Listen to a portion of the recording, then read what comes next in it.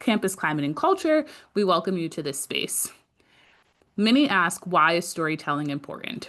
Stories have the transformative power that allow us to see the world in a different way than we do if we just encounter it on our own. Stories are an entry point to understanding different experiences of the world. Stories reveal truths, encourage exploration, gentle curiosity, and more. They become a connective tissue between time, people, cultures, and experiences. We here support the power of stories. Before we begin, I would like to lay out a few invitations of engagement. We encourage you to use active listening, which means that you would have your mics muted unless you choose to engage with the speaker. When possible, we encourage the cameras to be on. It helps with engagement. When the time comes and you choose to participate, we ask that you speak from your own experiences. We ask that if you disagree, you choose to do so respectfully, and that participation is done by choice. Another important concept here is that we ask you do not invade the stories of others. Your experiences are your own, not to be compared with those of your friends and colleagues. The goal is not always to agree, but to gain a deeper understanding. We also ask that you be conscious of your body language when choosing to be present via camera usage. Now, thank you for that brief entertainment there for our rules of engagement, but I will waste no more of your time and I will introduce our speaker. Today, we will have Nick Daly, who uses he, they pronouns and is the founder of and CEO of LuvServedDaily Consulting. He is a Black queer person who has been doing training, consultations, and support work for over 15 years.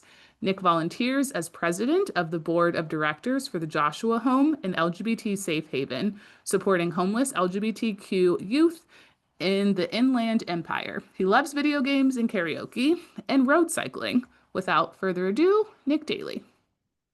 Hi, friends. Thank you so much for that wonderful introduction. Thank you all for being here and being flexible with our technical difficulties. And I just want to also just specifically thank Slippery Rock for having me here for the Power of Stories series, as well as for Pride Week, LGBT History Month as well. I just want to start off as I'm telling my story. I just want to invite you all to take what you love and leave the rest. As was said earlier, I'm going to talk about my experience. I'm going to talk about my journey through my professional career and how I've gotten here. It's going to look different for everybody. And as you all, as college students, and also as professionals, we'll have different journeys. And I invite you to connect in where it feels resonant, and then recognize that it's not all going to necessarily land. So I want to start off. That's me. My name is Nick Daly. I happen every day. The pronouns I use are he or they. As was said, I'm the founder and CEO of LuvServedDaily Consulting. And I have been doing this full time for about 4.5 years, almost 5 years. Prior to that, I was a chief diversity officer at a large community college in Central California, where I helped stand up their Office of Equity and Inclusion. I oversaw all discrimination except for ADA. I was in charge of workplace grievances, the creation of the Black Student Success Center. I was supervising professional development for faculty and staff, and I did a couple of other things. And so I left that job about 4.5 years ago, and now instead of working about 50 to 60 hours a week, I work 24 hours a day. So I'm very excited to do that. I want to tell you a little bit about where I come from.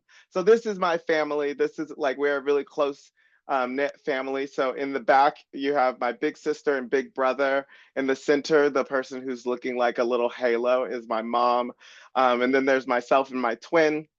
In front of there, I'm the one with the longer hair on the left, and then my little sister in the front. So these are my people. This was our unit.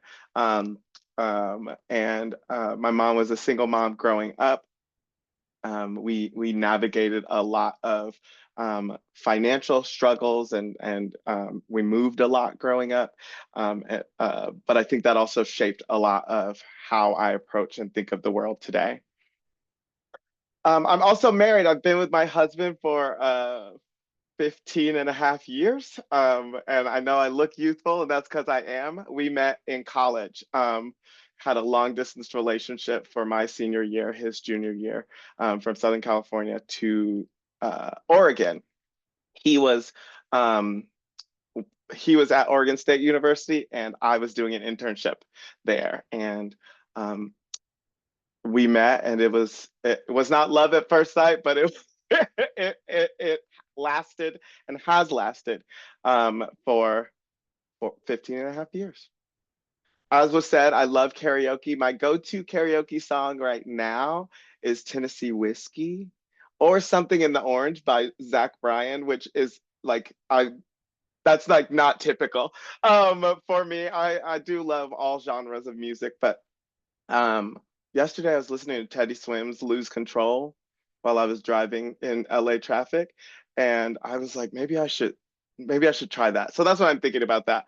And then I am a road cyclist. So I have biked from San Francisco to Los Angeles 3 times with the AIDS Life Cycle, which is a 545 or 560 this most recent time mile bike ride.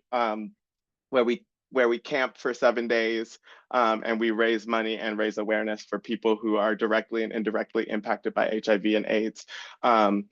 And this year, it historically happened during my birthday. So this year I was able to peer pressure people to donate money for my birthday.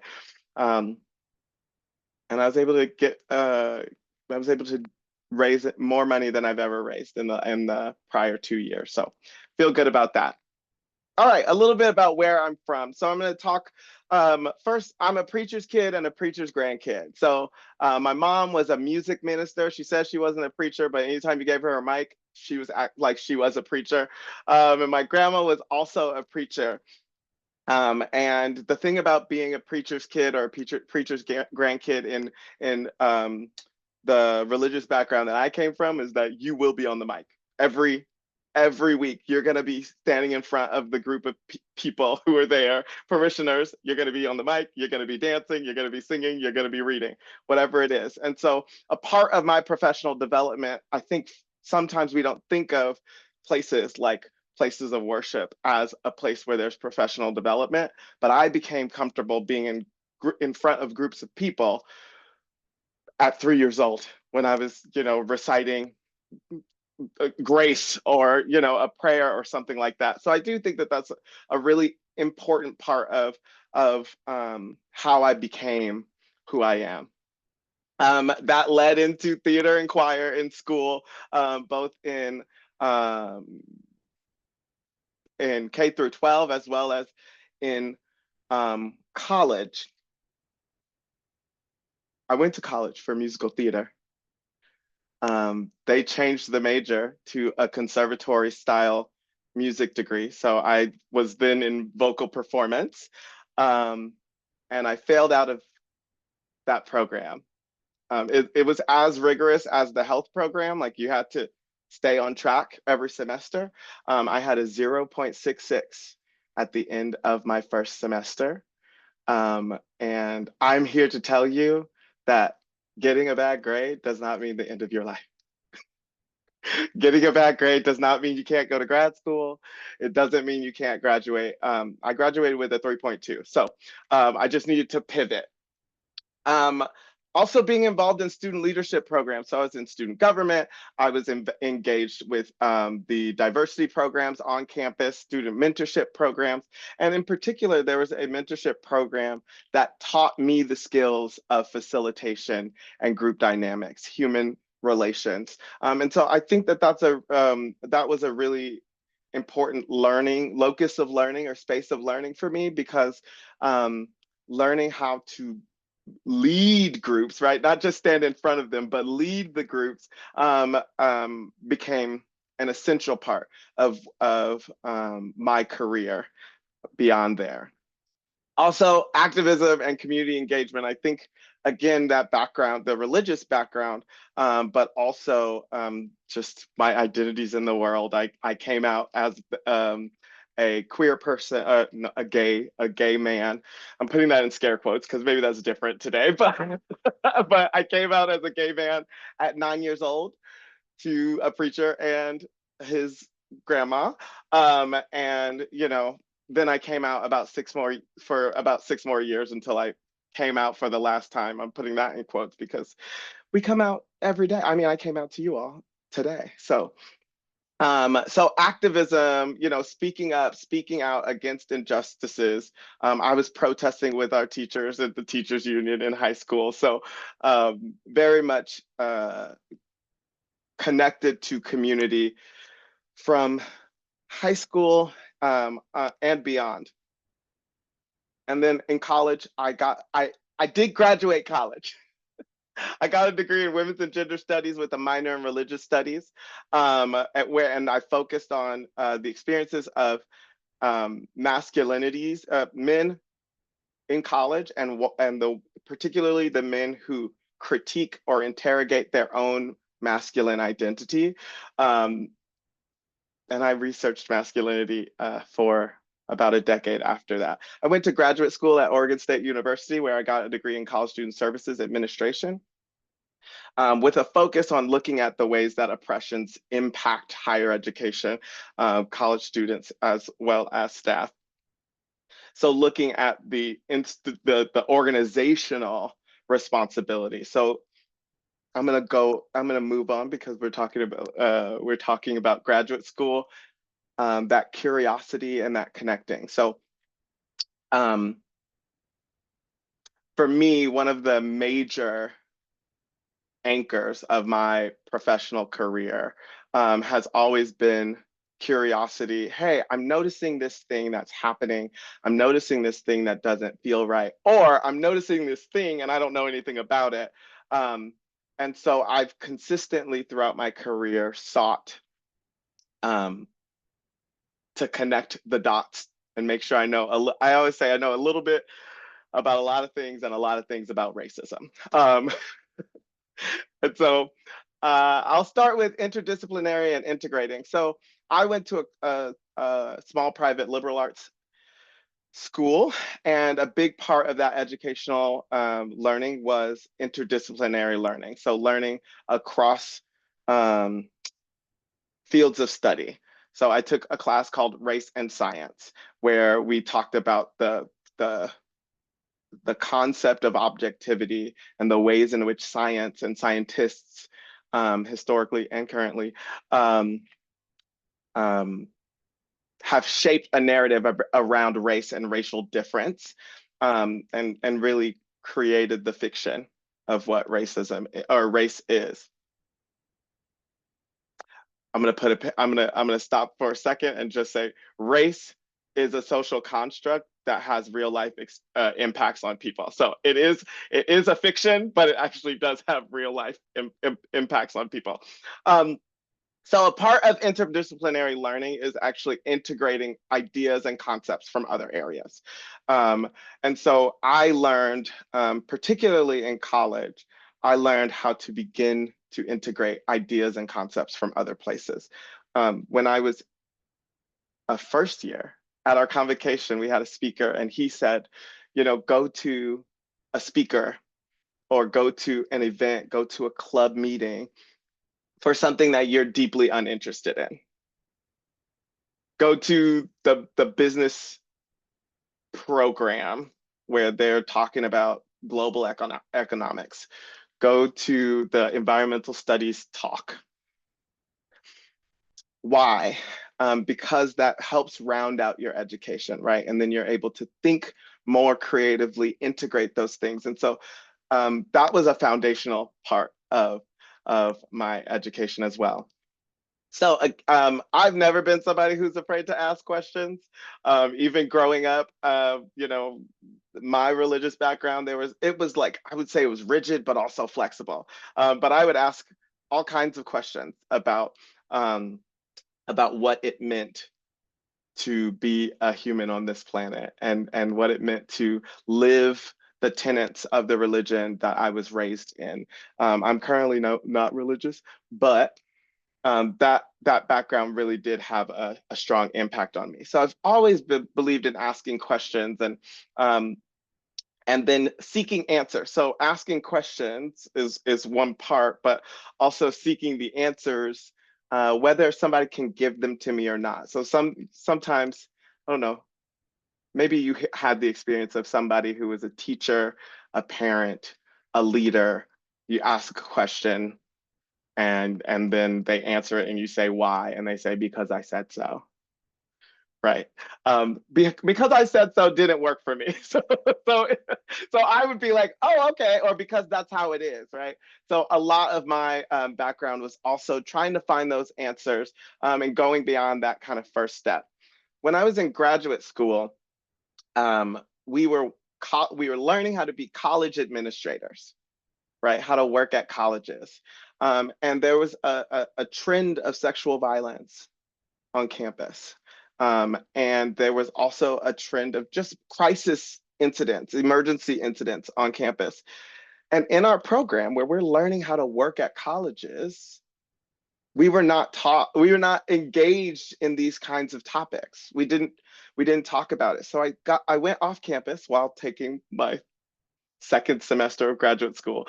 I went off campus and became a sexual violence advocate, with the community-based organization, because I knew that I needed the skills to be able to do crisis response, to be able to understand how to provide support, resources, and education, to students and others who experience those harms.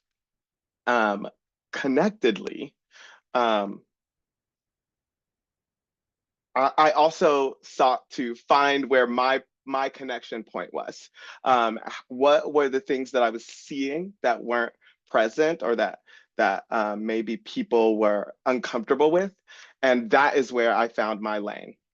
So um, Title IX is a big policy in higher education, and it became a really big policy, well, in the 1980s. But in 2009, 2010, the Dear Colleague letter came out, and one of my mentors said, nobody nobody in our field wants to talk about Title IX. If you focus on understanding what Title IX is, this is years ago, right? Over a decade ago, just to say. I want to believe that people are different now. But he said policy is something that makes people scary. Like, people love working with students, people love um, the work that they do, but when it gets to policy, that's where people get uncomfortable. You should move forward in that. And so I did. So a part of my graduate education was looking at the ways that laws and policies impact students and employees on campus. So that actually structured um, my career beyond that. Um, I'm going to go back to here. It's after leaving graduate school, my first job out of graduate school, I became an entry-level residence life professional, at a small private liberal arts school in Ohio. And so I was in charge of the residence halls, and I was in charge of student programming and things like that. But then again, asking questions and seeking answers, I saw they had a policy, but they didn't have a forum to report around discrimination. So I created it. And then I saw that they had a health session, but in that health session, they didn't really do a great job of educating around, how to consensually interact with each other. So I built that training. And then I created a task force for looking at Title IX and the ways in which we deal with discrimination on campus. I created a campus-wide education module that was for students as well as for staff and faculty, right? So consistently, that training that I got from actually my undergraduate mentor led into more professional opportunities, to the point where I was a Title IX coordinator at 25 or 26, which is maybe like 20 years too early. But I had that because I had that policy background, because I was asking questions, and because I found my niche. and then lifelong learning. Um, After that, I went on to work in a cultural center, and I told you about all of the experiences I had as the chief diversity officer, which again, those experiences, a big chunk of those experiences were about finding my niche, recognizing where the gaps are, seeking answers and finding them. Um, but for the last 4.5 years, I've worked for myself. And I haven't necessarily, you don't necessarily, as a consultant, need to continually engage, right? Continually engage in ideas around your work. Um, and I've always said, oh, well, I don't need to contribute to the academic conversation. Uh, I have things to say, but those people are smarter, right? Um, when I when I got the job as a chief diversity officer, I found two books. I'll show you. This is my love language, showing people books. I found two books, The Chief Diversity Officer and Strategic Diversity Leadership. Um, and each of these are 500 pages. And I read these in the 2 weeks between between jobs. Because I was like, if I'm coming in, I want to come in with the knowledge and the experience to be able to do this. But as a consultant, um, actually throughout my career, I have gotten training in conflict management. I've gotten training in web portal design. I've gotten training in human relations facilitation. I have training in racial equity facilitation. But also recently, I have been involved in some book projects. So the first one is a book called uh, this is the formal title. We are hoping to change it, but it's called Championing Queer and Trans Inclusion in Higher Education Beyond the Campus Resource Center. And so that book is focused on using stories and strategies of professionals who are currently working in higher education to be able to discuss what has worked in supporting queer and trans people in particular when there isn't an LGBT center on campus, or even when there's not necessarily a relationship between offices. So thinking of admissions, or thinking of fundraising, thinking of IT. Those are chapters that we are going to offer, where people are able to talk about the things that they've seen that has worked to create more inclusion for students, staff, and faculty on college campuses. I'm also writing a book, my own book, a workbook called The Joy of Considering What Can Be. There's going to be like a secondary subtitle, but who knows what that's going to be. It's modeled off of a chapter, which I'll talk about a little bit later.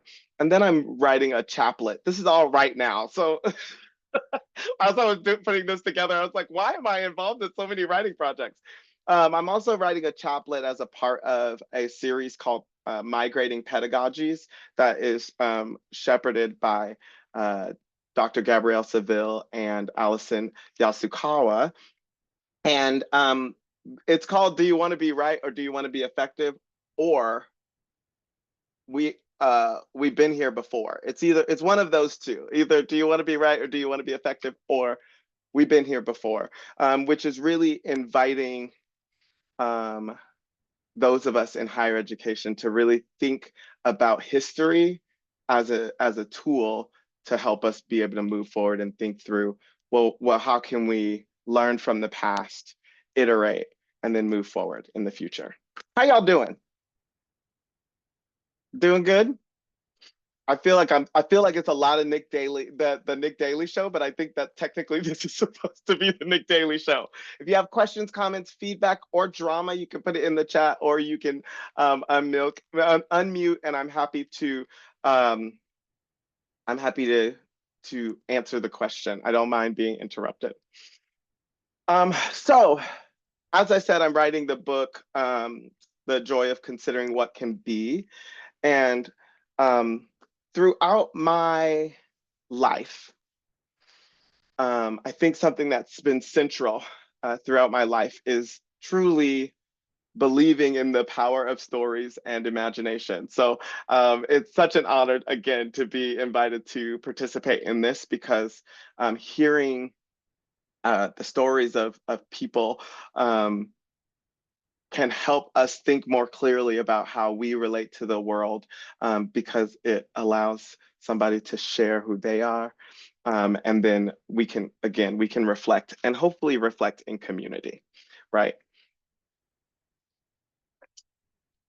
I can't talk about the journey that I've been on without talking about this book, which is called The 7 Steps to Receiving the Desires of Your Heart by my mom. And she wrote this actually in 1998, and she rewrote it in she updated it in 2010. Both times I was a copy editor. So when I was 9, I was copy editing this book, which means like reading it through and formatting it and things like that. So I again, some professional development that we might not imagine. I knew how to use Microsoft Word, Microsoft Publisher, all of those things. Publisher doesn't even exist anymore, does it? Oh my gosh, it's fine. Um, but specifically, so that book is very, again, my mom was a pastor at this time, so it's a very religious book. And she's a very religious woman. But the one thing that I think really stuck with me from this book was step number 5, which is walk in love. Um, and I think I've held on to that concept um, throughout my life, really seeking to um, mirror or emulate the love that I want to feel, and then hopefully projecting that into the world. Literally, the name of my business is Love Serve Daily. The words on my glasses are Love Serve Daily. I have Love Serve Daily tattooed on me. Originally, it started off as, back in the day, you could do a signature for your text messages. You could have a little signature that popped up at the end of all of your text messages, but it could only be 17 characters. And so I had to find a way to have a little tagline. And one of my friends, um, Kevin Jameson, gave me Love Serve Daily. He was like, I feel like this is exactly, it mirrors you. And it's gone through a number of iterations, but when I think of Love Serve Daily, it's really about the commitment to helping a person develop to their fullest capacity. And so that is a part of my professional mission, but it's also a very deeply personal relationship that I have as well.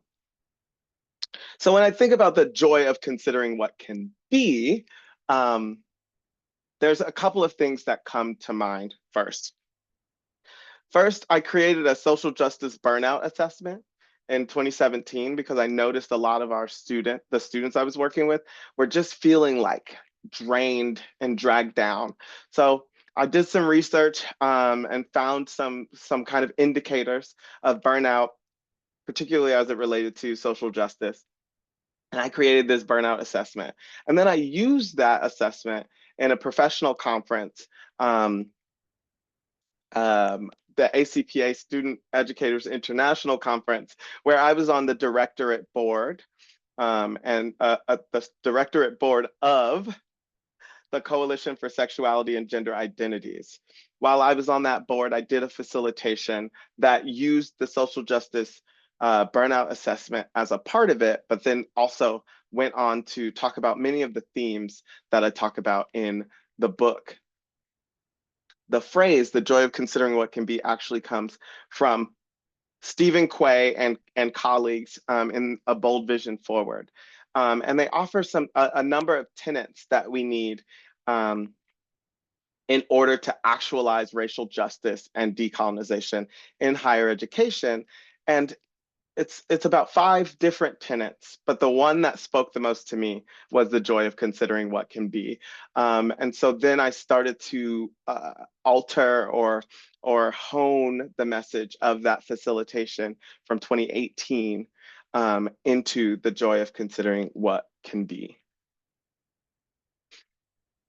Woo! Any questions, comments, feedback, drama? I'm gonna drink some water. All right. We don't have a lot of time for drama, but I do love it. So if you do have drama, please let me know. Okay, so you can private chat it. I'm just kidding. Anyway, the joy of considering what can be, a core part of the joy of considering what can be is thinking through your why. What is your why? Why are you approaching these kinds of concepts? What is your life purpose, your professional purpose, your personal mission? The second piece is really thinking or imagining beyond the barriers. So I started my career, I was an entry-level professional, and then before I left that first job, I became a senior level professional. Just because I was imagining outside of the confines of the job that I was in. I was luckily in a container that allowed me to do that. But I then went on from that role. I went on to be an assistant dean at a consortium of colleges. So again, like very quickly throughout my career, I was imagining not at my age as a barrier, right? Which then allowed me to see beyond what other people might say, oh, you're too young to do this, or oh, that's really a silly thing.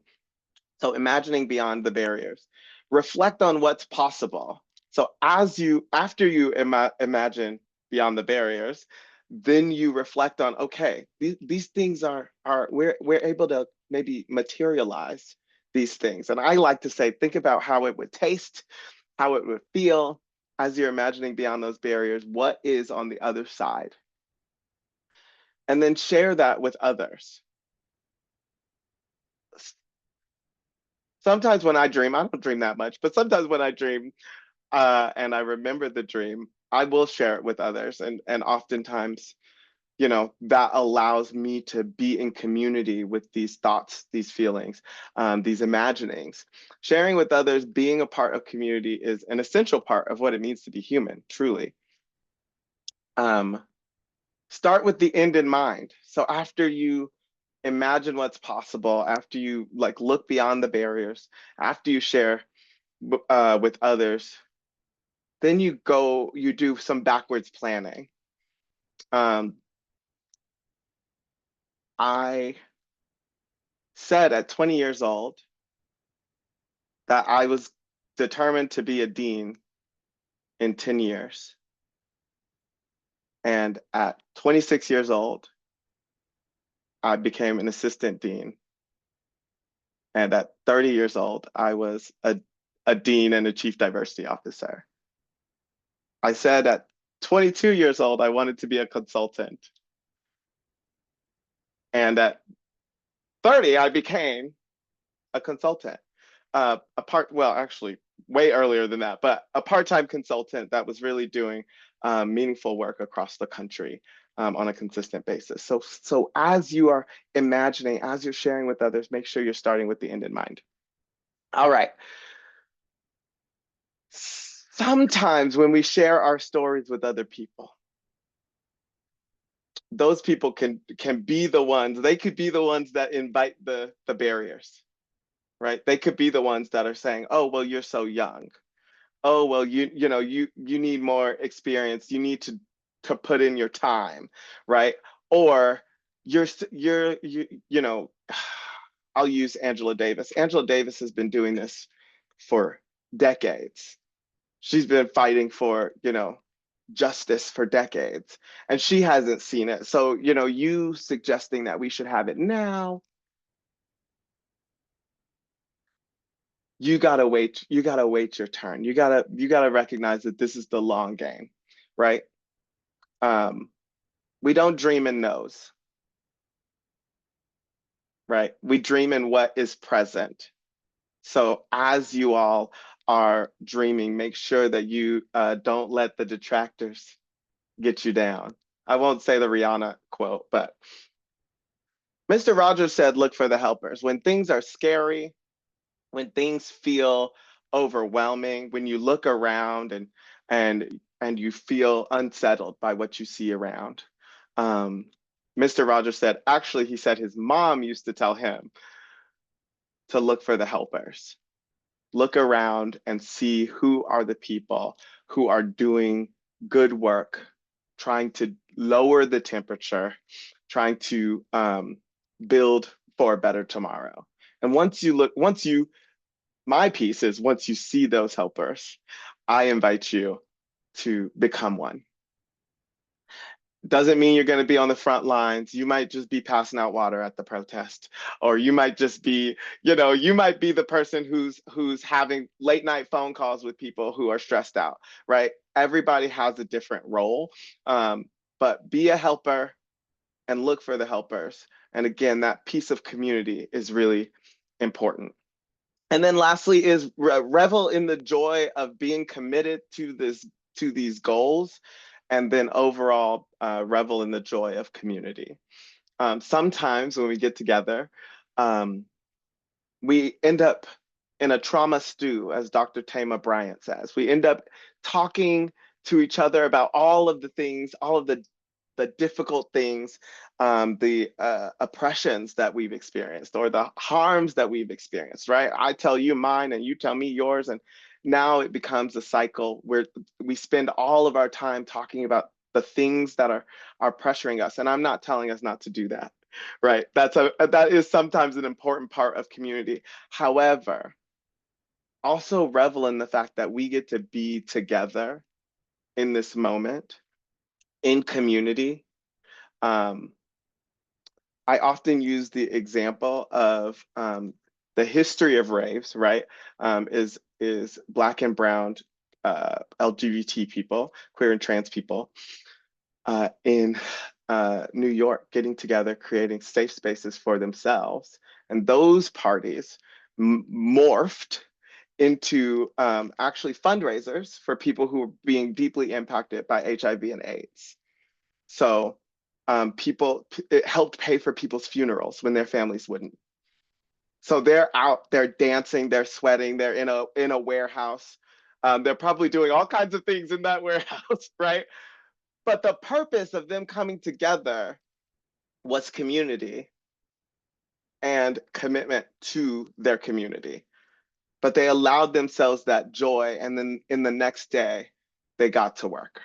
Right. So really, I want to invite you to hold on to that joy while you're still committed to the causes. Now, the joy of considering what can be, some people might see it as toxic positivity. I like to push back against that with a few tenets from Dr. Gabrielle Seville that she came up with in 2014, a little bit before that. But in her book, Experiments in Joy, she says, the first tenet of experience and joy of making an experiment in joy is to tell the truth. And so when we're talking about the joy of considering what can be, it doesn't mean to leave what is currently happening, right? It doesn't mean that we can't acknowledge the realities that are in front of us. Actually, that's the first part. The next one is to make something new. Make something that hasn't existed, right? This is where, for me, this is where that imagining comes, right? This is where you start to envision. Invite someone in. This is where I'm talking about that community piece. Document it. Write it down. Record it. Make a TikTok about it. Make a TikTok series about it. Make a TikTok channel about it, right? Sorry, I'm a TikTok girly. I'm on there. So that's why. Make a TikTok channel and then share it with me. And then repeat it, right? So as you are engaging in these experiments in joy, as you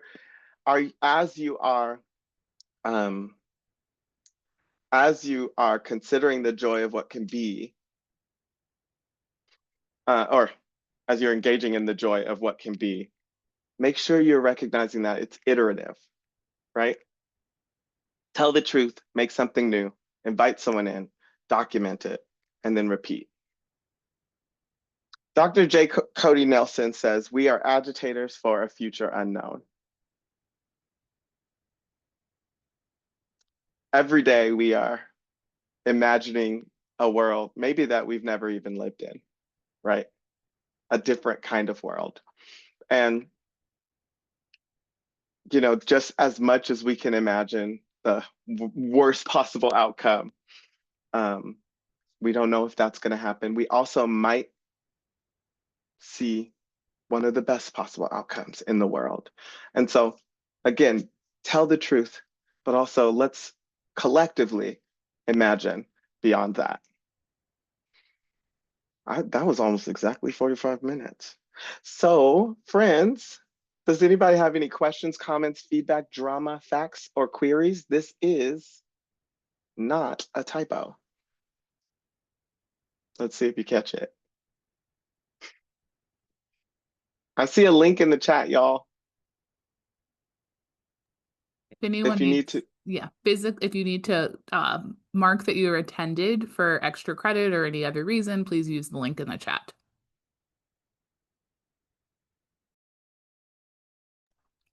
I'm missing the typo. Where is it? it's at the bottom. It's queries. Okay. That It's was my queries. first guess, and then I was like, That is not a typo. It's not a typo. Uh, It's intentional. Much like Um, Albuquerque, the right. city in New Mexico. Okay. Exactly. Exactly. It's not a typo in the least. Thank you so much. Any thoughts? Anything that you all want to bring into the space?